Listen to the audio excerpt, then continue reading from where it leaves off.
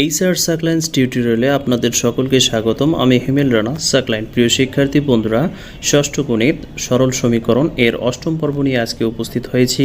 আজকে আলোচনার যে বিষয়বস্তু তা হলো বাস্তব সমস্যাকে এক চলক বিশিষ্ট সরল সমীকরণের মাধ্যমে প্রকাশ। প্রিয় শিক্ষার্থী বন্ধুরা, আমি তোমাদের আজকের যে সমাধান করাবো তা হচ্ছে বাস্তব সমস্যাকে এক চলক বিশিষ্ট সরল সমীকরণের মাধ্যমে প্রকাশ করে দেখাবো। নিচের ছকের বাস্তব সমস্যাগুলোকে এক চলক বিশিষ্ট সরল সমীকরণের মাধ্যমে প্রকাশ করে ছকটি পূরণ করো। এক্ষেত্রে তুমি তোমার পছন্দ মতো অজানা রাশি বা চলক ব্যবহার করতে পারবে। পছন্দ মতো বলতে যে আমি কিন্তু চলক হিসাবে X Y Z P Q X Y Z যে কোনো চলক হিসেবে আমি ধরতে পারি এবং সেই চলকটা ধরেই আমাকে সমস্যার সমাধান করতে হবে। প্রিয় শিক্ষার্থী বন্ধুরা, তোমাদের যে ক্রমিক নম্বর 1 দেওয়া আছে, তো ক্রমিক নম্বরে দেখো প্রিয় শিক্ষার্থী বন্ধুরা, রাজুর বয়স 12 বছর, মিতা রাজুর চেয়ে 3 বছরের ছোট। রাজুর বয়স 12 বছর, এটা ফিক্সড করে দেওয়া আছে, কিন্তু শর্ত হচ্ছে যে মিতা রাজুর চেয়ে 3 বছরের ছোট। তাহলে এখন অজানা রাশি বা চলকটা কি? মিতার বয়স x বছর। যেহেতু এখানে মিতার বয়স দেওয়া নাই, তাহলে আমরা ধরে নিলাম যে মিতার বয়স x বছর। তাহলে সমীকরণ মানে কি বলতো? সমীকরণ মানে হচ্ছে যে বাম পক্ষ এবং ডান পক্ষ সমান হবে, তাই না? বাম পক্ষ এবং ডান পক্ষ সমান হবে, তাহলেই সেটা হবে সমীকরণ।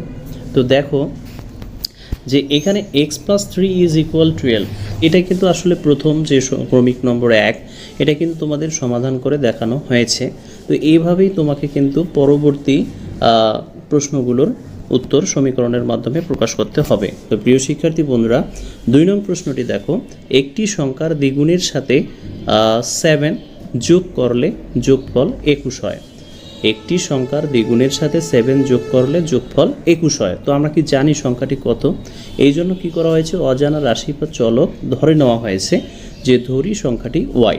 তাহলে সংখ্যাটি যদি y হয়, তাহলে y এর দ্বিগুণের সাথে 7 যোগ, y এর দ্বিগুণ বলতে আমরা বুঝতেছি 2y, y এর দ্বিগুণ বলতে 2y। তাহলে y এর দ্বিগুণের সাথে 7 যোগ, তার মানে 2y + 7 যোগ করলে যোগফল 21 হয়। তাহলে ইজ ইকুয়াল আমরা কি লিখব? 21 লিখব। 20 কি লিখব? 1 লিখব। তো এটি হচ্ছে ক্রমিক নম্বর 2 এর সমাধান।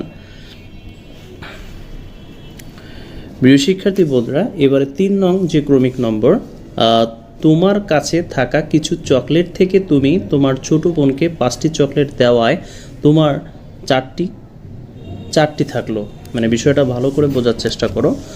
তোমার কাছে থাকা কিছু চকলেট থেকে, মনে করো আমার কাছে কি পরিমাণ চকলেট আছে আমি কিন্তু জানি না।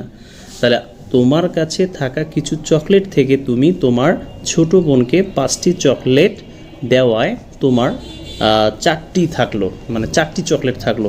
তাহলে আমার কাছে কতগুলো চকলেট আমি তা জানি না। তাহলে আমি ধরে নিতে পারি যে আমার কাছে চকলেট আছে xটি। সাপোজ আমি মনে করলাম যে আমার কাছে চকলেট আছে xটি। তাহলে এই xটি চকলেট থেকে আমার ছোট বোনকে 5টি চকলেট যখনই আমি দিলাম, অর্থাৎ আমার কাছে xটি চকলেট আছে, এই xটি চকলেট থেকে আমার ছোট বোনকে 5টি চকলেট দিলাম। তো যখনই 5টি চকলেট দিলাম, তখনই কিন্তু আমার কাছে আর শুধু চকলেট থাকলো কয়টি? চকলেট থাকলো 4টি। তার মানে x - 5 = 4। তো প্রিয় শিক্ষার্থী বন্ধুরা, 4 নম্বর ক্রমিকটা সমাধান করব এখন। তোমার আয়তাকার শ্রেণীকক্ষের দৈর্ঘ্য প্রস্থ অপেক্ষা 2 মিটার বেশি এবং পরিসীমা হচ্ছে 60 মিটার। তাহলে প্রিয় শিক্ষার্থী বন্ধুরা, এই জায়গায় তুমি খেয়াল করো যে তোমাকে কিন্তু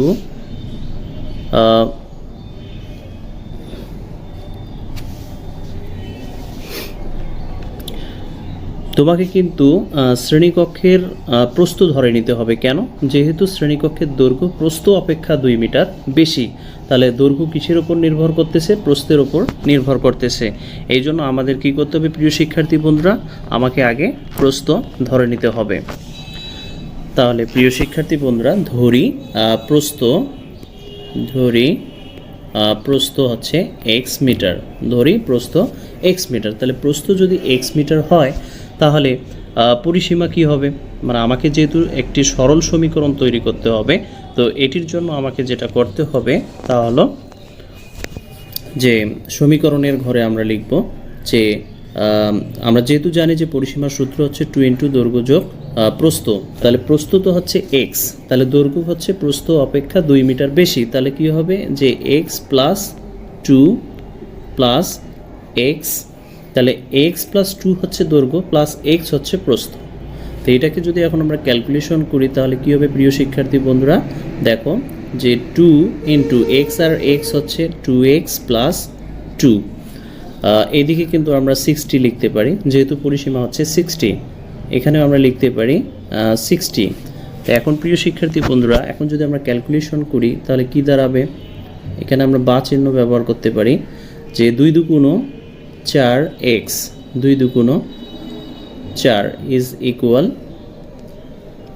ইকুয়াল 60।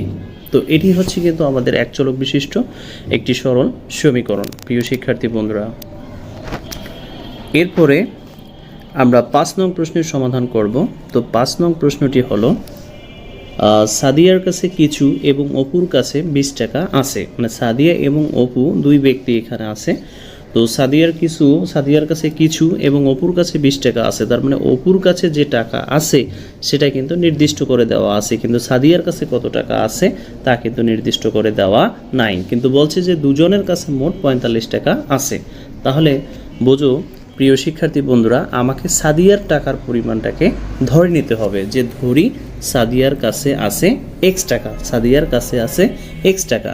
তাহলে যেহেতু দুজনের কাছে মোট 45 টাকা, তাহলে আমরা কি লিখতে পারবো যে x প্লাস 20 ইজ ইকুয়াল 45।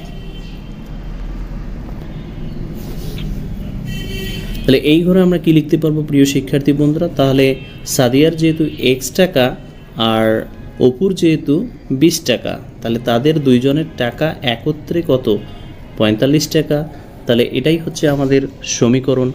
এরপরে দেখো 6 নং যে ক্রমিক নম্বর,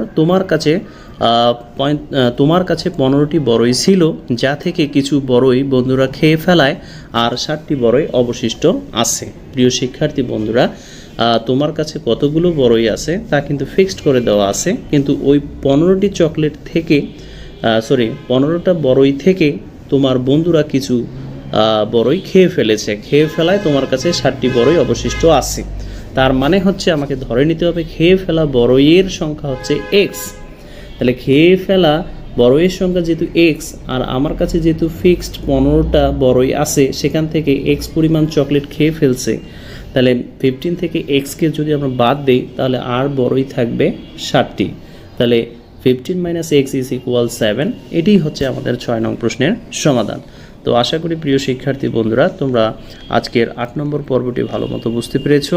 ভালো থাকবে, সুস্থ থাকবে, দেখা হবে পরবর্তী ক্লাসে। আসসালামু আলাইকুম ওয়া রাহমাতুল্লাহি ওয়া বারাকাতুহু।